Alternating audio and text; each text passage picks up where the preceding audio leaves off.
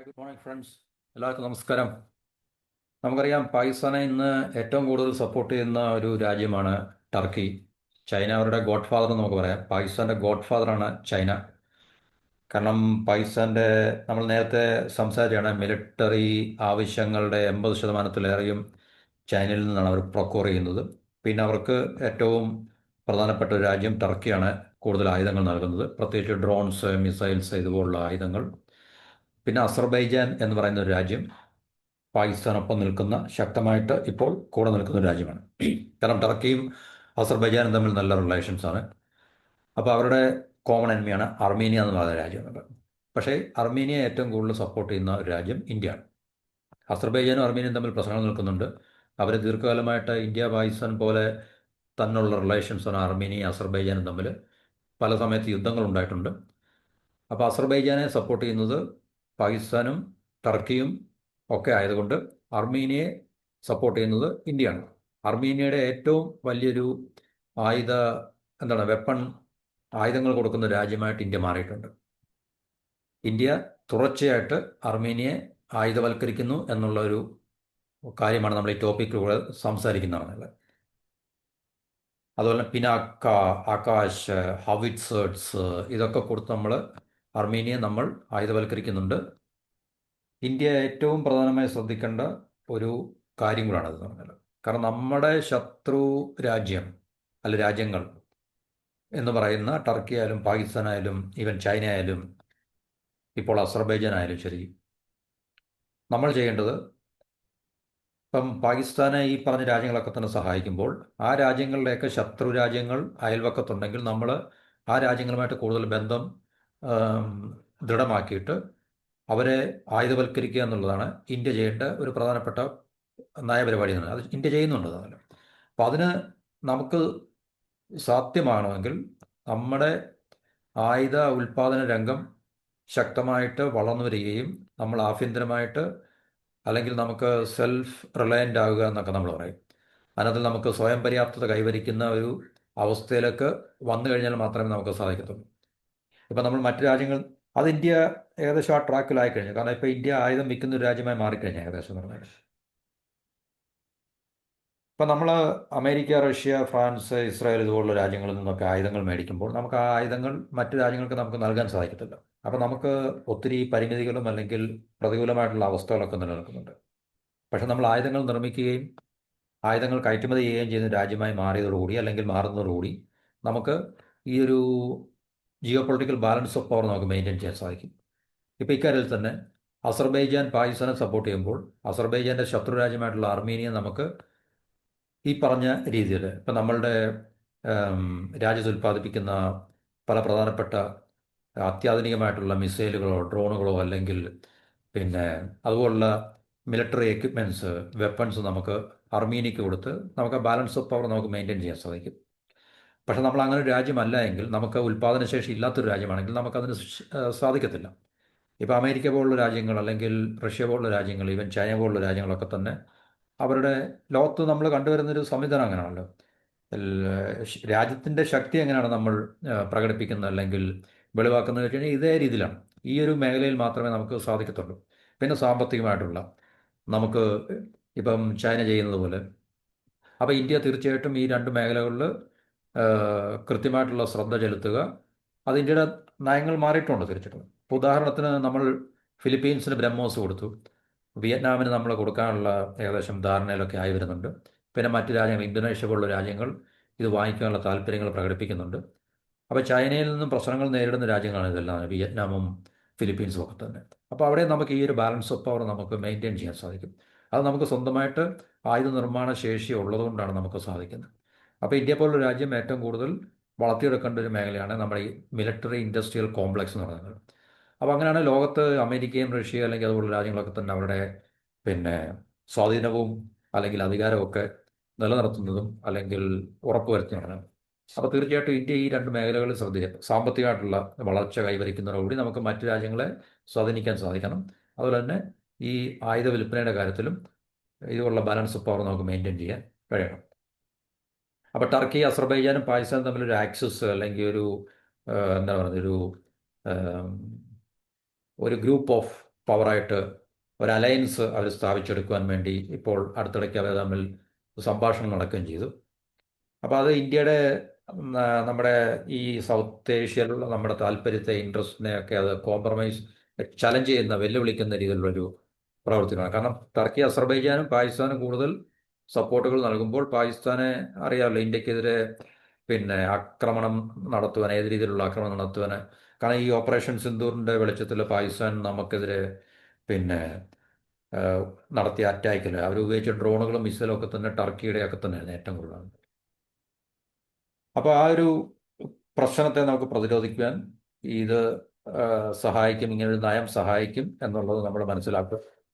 അപ്പോൾ ഈ പാകിസ്ഥാനായിട്ടുള്ള നമ്മുടെ ഈ കഴിഞ്ഞ കോൺഫ്ലിക്റ്റിൽ ടർക്കി അസർബൈജാനായിരുന്നു വളരെ ഓപ്പണായിട്ട് തന്നെ ഇസ്ലാമാബാദിനെ സപ്പോർട്ട് ചെയ്തത്. ചൈന ഒളിഞ്ഞും തെളിഞ്ഞും ഒക്കെ അവർ, തീർച്ചയായിട്ടും ചൈനയുടെ പൂർണ്ണമായിട്ടുള്ള സപ്പോർട്ടുണ്ട്, പക്ഷേ ചൈന പറഞ്ഞ അങ്ങനൊന്നും അല്ല എന്നൊക്കെ പറഞ്ഞെങ്കിൽ തന്നെ നമുക്കത് മനസ്സിലാക്കാം ചൈന പാകിസ്ഥാൻ്റെ ഏറ്റവും ഒരു വലിയ സപ്പോർട്ടറാണ് എന്നുള്ള കാര്യത്തിൽ.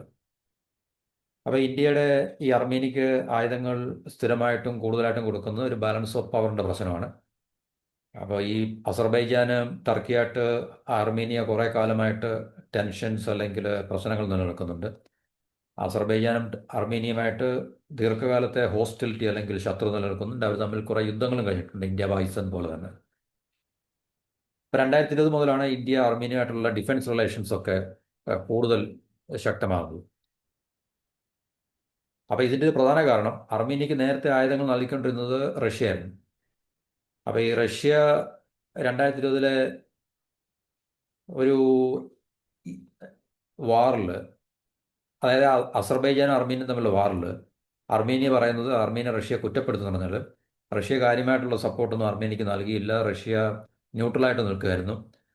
പ്രത്യേകിച്ച് ഈ രണ്ട് രാജ്യങ്ങൾ, അർമേനിയ റഷ്യയും കളക്റ്റീവ് സെക്യൂരിറ്റി ട്രീറ്റി ഓർഗനൈസേഷനിൽ CSTO എന്ന് പറയുന്നൊരു അലയൻസ് ഉണ്ട്, ഒരു മിലിറ്ററി അലയൻസാണ്. അതിനകത്തിൽ അർമേനിയയും റഷ്യയൊക്കെ മെമ്പേഴ്സായിട്ട് തന്നെ അർമേനിയയുടെ ഭാഗത്തുനിന്ന് സംസാരിക്കാതെ റഷ്യ ന്യൂട്രാലിറ്റി അല്ലെങ്കിൽ ന്യൂട്രലായിട്ട് അവരുടെ നിലപാടുകൾ കാണിച്ചു എന്നുള്ളൊരു ആക്ഷേപം അല്ലെങ്കിൽ ഒരു ക്രിറ്റിസിസം അർമേനിയയുടെ ഭാഗത്തുനിന്ന് റഷ്യക്കെതിരെ ഉണ്ടായിട്ടുണ്ട്. അപ്പോൾ ഈ ഒരു പ്രശ്നത്തിന് ശേഷം റഷ്യയിൽ നിന്ന് അർമേനിയക്ക് ആയുധങ്ങൾ കിട്ടുന്നത്, അല്ലെങ്കിൽ അർമേനിയ റഷ്യയിൽ നിന്ന് ആയുധം മേടിക്കുന്നതും കുറവായിട്ടുണ്ട്.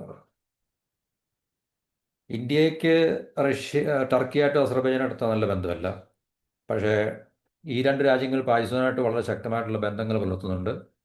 അർമേനിയ ഇവരുടെ ഓപ്പോസിറ്റ് നിൽക്കുന്ന രാജ്യമായിട്ട് തീർച്ചയായിട്ടും ഇന്ത്യ അർമേനിയ തമ്മിൽ നല്ല ബന്ധങ്ങൾ ഇപ്പോൾ മെയിൻറ്റെയിൻ ചെയ്യുന്നുണ്ട്. അപ്പോൾ അതിൻ്റെ ഫലമായിട്ട് ഇന്ത്യ അർമേനിയ നന്നായിട്ട് വെപ്പണൈസ് ചെയ്യുന്നുണ്ട്, ആയുധവൽക്കരിക്കുന്നുണ്ട്. കാരണം അർമേനിയക്ക് ആയുധങ്ങൾ കിട്ടണമല്ലോ അവരുടെ രാജ്യത്തെ പ്രതിരോധിക്കാൻ വേണ്ടി.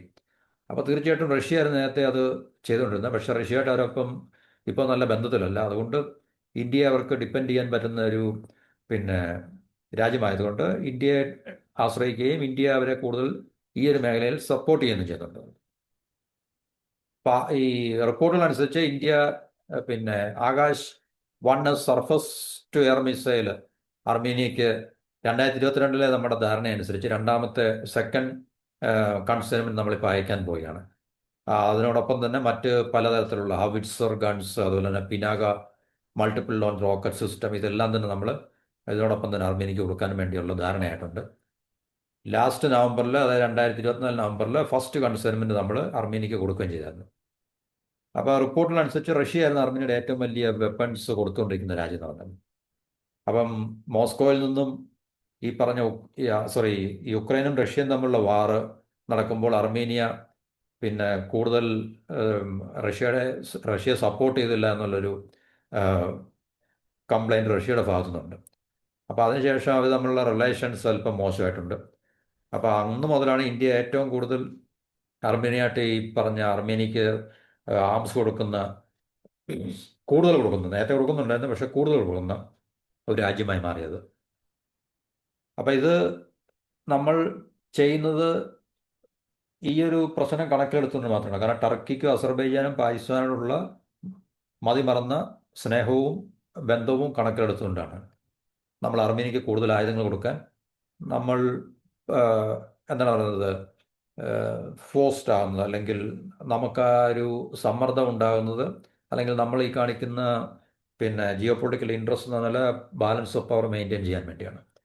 അപ്പോൾ അതങ്ങനെ ചെയ്തേ നമ്മൾ പറ്റത്തുള്ളൂ. കാരണം അത് നമ്മുടെ രാജ്യത്തിൻ്റെയും കൂടെ, ടർക്കിയും അസർബൈജാനും പാകിസ്ഥാനെ കൂടുതൽ സപ്പോർട്ട് ചെയ്യുന്നതുകൊണ്ട് നമ്മുടെ റീജിയണൽ ഇൻട്രസ്റ്റിന് വിലങ്ങുതടിയാകുന്ന ഒരു പ്രവൃത്തിയാണ് ടർക്കിയും അസർബൈജാനും ചെയ്യുന്നത്. അപ്പോൾ തീർച്ചയായിട്ടും അവരുമായിട്ട് പ്രശ്നമുള്ള അവർ അയൽപക്കത്തുള്ള ഒരു രാജ്യമായിട്ടുള്ള അർമീനിയെ നമ്മൾ കൂടുതൽ ഇതേ രീതിയിൽ അങ്ങോട്ട് സഹായിക്കുക എന്നുള്ളത് ഇന്ത്യക്ക് ചെയ്യാൻ പറ്റുന്ന ഏറ്റവും ബെസ്റ്റായിട്ടുള്ളൊരു പിന്നെ ജിയോ പൊളിറ്റിക്കൽ മൂവാണ്. അത് ഇന്ത്യ ചെയ്യുന്നുണ്ട് കൃത്യമായിട്ട്. പക്ഷേ എന്നും പറഞ്ഞ് ടർക്കിയും അസർബൈജാനും ഇതിൽ നിന്ന് പിന്മാറിയിട്ടൊന്നുമില്ല, പാകിസ്ഥാനെ സപ്പോർട്ട് ചെയ്യുന്നുള്ളത് മനസ്സിലായല്ലോ. അതൊരു ഫാക്റ്റാണ്. പക്ഷേ എന്നും പറഞ്ഞ് നമുക്ക് തീർച്ചയായിട്ടും അർമീനിയെ സപ്പോർട്ട് ചെയ്യാതിരിക്കാൻ പറ്റത്തില്ല. അപ്പം പ്രത്യേകിച്ച് ഇന്ത്യയുടെ രാഷ്ട്ര താല്പര്യങ്ങൾ എവിടെല്ലാം ഹനിക്കപ്പെടുന്നു, ഏതെല്ലാം രാജ്യങ്ങളാണ് ഇതേ രീതിയിലുള്ള നമുക്ക് വിരുദ്ധമായിട്ടുള്ള പ്രവൃത്തികൾ ചെയ്യുന്നത്, അവിടെല്ലാം നമുക്ക് ഇതുപോലുള്ള geo political balance of power maintain ചെയ്യുവാൻ സാധിക്കണമെങ്കിൽ നമ്മുടെ സമ്പദ് വ്യവസ്ഥ കൂടുതൽ വളരുകയും ഇതുപോലെ തന്നെ നമ്മുടെ ആയുധ വ്യാപാരം, അതുപോലെ തന്നെ ആയുധ ഉൽപ്പാദന മേഖല, ഇതൊക്കെ വളരെ ശക്തമായിട്ട് നമുക്ക് സ്വയം പര്യാപ്തത കൈവരിച്ച് മുന്നോട്ട് പോയാൽ മാത്രമേ നമുക്ക് സാധിക്കത്തുള്ളൂ. സ്വയം പര്യാപ്തത കൈവരിക്കുന്ന ട്രാക്കിലാണ് നമ്മളിപ്പോൾ. തീർച്ചയായിട്ടും വളരെയധികം രാജ്യങ്ങൾക്ക് ഇന്ത്യ ആയുധം വിൽക്കുന്ന ഒരു രാജ്യമായി മാറിയിട്ടുണ്ട്. പ്രത്യേകിച്ച് നമ്മൾ അത്യാധുനിക മിസൈൽ സിസ്റ്റമായിട്ടുള്ള ബ്രഹ്മോസ് മുതൽ ഇങ്ങോട്ട് ഉള്ള ആയുധങ്ങൾ ഫിലിപ്പീൻസ്, വിയറ്റ്നാം ഇതുപോലുള്ള ഇപ്പോൾ ഓപ്പറേഷൻ സിന്ധുവിന് ശേഷം ഒത്തിരി രാജ്യങ്ങൾ ഇത് മേടിക്കാനുള്ള സാധ്യതയും തെളിഞ്ഞു കാണുന്നുണ്ട്. അപ്പോൾ ഇന്ത്യയുടെ താല്പര്യങ്ങൾക്ക് എവിടെല്ലാം ഈ പറഞ്ഞ ചൈനയായാലും പാകിസ്ഥാനായാലും അല്ലെങ്കിൽ മറ്റേത് രാജ്യങ്ങളൊക്കെ തന്നെ ആയാലും ബംഗ്ലാദേശ് ആയാലും നമ്മുടെ താല്പര്യങ്ങൾക്ക് വിരുദ്ധമായിട്ട് അല്ലെങ്കിൽ നമ്മുടെ രാഷ്ട്ര താല്പര്യങ്ങൾക്ക്, നമ്മുടെ നാഷണൽ സെക്യൂരിറ്റിയുടെ, രാഷ്ട്ര സുരക്ഷയ്ക്ക് വിരുദ്ധമായിട്ട് ഈ രാജ്യങ്ങൾ നിലകൊള്ളുമ്പോൾ തീർച്ചയായിട്ടും അവർക്കെതിരെയുള്ള രാജ്യങ്ങളെ നമുക്ക് ഈ രീതിയിൽ ആം ചെയ്യുകയും അല്ലെങ്കിൽ വെപ്പണൈസ് ചെയ്യുക, ആയുധവൽക്കരിക്കുകയൊക്കെ ചെയ്തിട്ട് നമുക്ക് ആ ഒരു ബാലൻസ് ഓഫ് പവർ നമുക്ക് മെയിൻറ്റെയിൻ ചെയ്തിട്ട് തീർച്ചയായിട്ടും നമ്മളുടെ പൊസിഷൻ സെക്യൂർ ആക്കാൻ സാധിക്കും. അതാണ് ജിയോ പൊളിറ്റിക്സ് നടക്കുന്ന ഏറ്റവും പ്രധാനപ്പെട്ട ഒരു ബിഗ് പ്ലേ എന്ന് പറഞ്ഞു കഴിഞ്ഞാൽ. അപ്പം നമുക്കറിയാം റഷ്യയും അമേരിക്കയും തമ്മിലുള്ള പ്രശ്നം, അല്ലെങ്കിൽ റഷ്യയും അമേരിക്കയും ചൈനയും തമ്മിലുള്ള വിഷയങ്ങൾ നമ്മൾ പണ്ട് മുതലേ കാണുന്നത്. ഇപ്പം പണ്ട് സോവിയറ്റ് യൂണിയനുള്ള സമയത്തായാലും ഇപ്പം അമേരിക്ക എവിടെ ചെല്ലുന്നു അതിൻ്റെ എതിരെ റഷ്യ സോവിയറ്റ് യൂണിയൻ ചെല്ലും, അല്ലെങ്കിൽ സോവിയറ്റ് യൂണിയൻ എവിടെ ചെല്ലുന്നു അതിനെതിരെ അമേരിക്ക സഖ്യവിശലം ചെല്ലും. എന്നിട്ട് മറ്റൊരു രാജ്യത്തിന് അവർക്കെതിരെ ആയുധങ്ങൾ കൊടുക്കുകയും കൂടുതൽ സപ്പോർട്ട് ചെയ്യുകയും ചെയ്യും.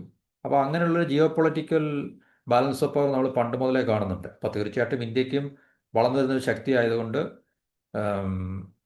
നമുക്ക് ഈ ഒരു നയം അല്ലെങ്കിൽ ഈ ഒരു സ്റ്റാൻഡ് നിലപാട് നമുക്ക് സ്വീകരിക്കുക എന്നുള്ളത് നമ്മുടെ രാജ്യത്തിൻ്റെ സുരക്ഷയുടെയും കൂടെ പ്രശ്നമാണ്. നമ്മുടെ രാഷ്ട്ര താല്പര്യങ്ങളെ, അത് രാജ്യത്തിൻ്റെ താല്പര്യങ്ങളെ സംരക്ഷിക്കാനും അല്ലെങ്കിൽ അതിനെ കൂടുതൽ വളർത്തിയെടുക്കാനും നമുക്ക് ഇത് സാധ്യത തെളിയിക്കും എന്ന് നമ്മൾ ഭൗമരാഷ്ട്രീയത്തിൽ നിന്ന് നമുക്ക് മനസ്സിലാക്കാൻ സാധിക്കും. അപ്പോൾ ഇന്ത്യ ഈ പ്രശ്നത്തിൽ അർമീനിയയുമായിട്ടുള്ള ബന്ധത്തിൽ നമ്മൾ കൃത്യമായിട്ട് ആ ഒരു തുറുപ്പിയിട്ട് ഉപയോഗിക്കുന്നുണ്ട് എന്നുള്ളതാണ് നമുക്ക് ഈ റിപ്പോർട്ടുകളിൽ നിന്ന് നമുക്ക് മനസ്സിലാക്കാൻ സാധിക്കുന്നത്. അപ്പോൾ അർമീനിയയ്ക്ക് ഏറ്റവും കൂടുതൽ ആയുധം നൽകുന്ന ഒരു രാജ്യമായിട്ട് ഇന്ത്യ മാറിക്കഴിഞ്ഞു. അതുപോലെ തന്നെ ഭാവിയിൽ തീർച്ചയായിട്ടും വിയറ്റ്നാം, പിന്നെ ഫിലിപ്പീൻസ് ഇതുപോലുള്ള രാജ്യങ്ങൾക്കും കൂടുതൽ ആയുധങ്ങൾ നൽകുന്ന ഒരു രാജ്യമായിട്ട് ഇന്ത്യ മാറും. അങ്ങനെ കൂടുതൽ രാജ്യങ്ങളിലേക്ക് ഇന്ത്യയുടെ ആയുധങ്ങൾ നമ്മൾ കയറ്റുമതി ചെയ്യുകയും നമുക്ക് ഗ്ലോബൽ ആംസ് മാർക്കറ്റിൽ നമുക്ക് നല്ലൊരു പൊസിഷൻ ഉണ്ടാക്കിയെടുക്കാനും സാധിക്കും എന്നുള്ള കാര്യത്തിൽ സംശയങ്ങളൊന്നുമില്ല. അപ്പോൾ ഇത്രയാണ് നമുക്ക് ഈ ടോപ്പിക്കുമായിട്ട് ബന്ധപ്പെട്ട കാര്യങ്ങൾ ഇവിടെ ഷെയർ ചെയ്യാനുള്ളത്. മറ്റൊരു പ്രധാനപ്പെട്ട ടോപ്പിക്കുമായിട്ട് അടുത്ത വീഡിയോയിൽ കാണുന്നവരെ എല്ലാവർക്കും നന്ദി, നമസ്കാരം. Have A wonderful day.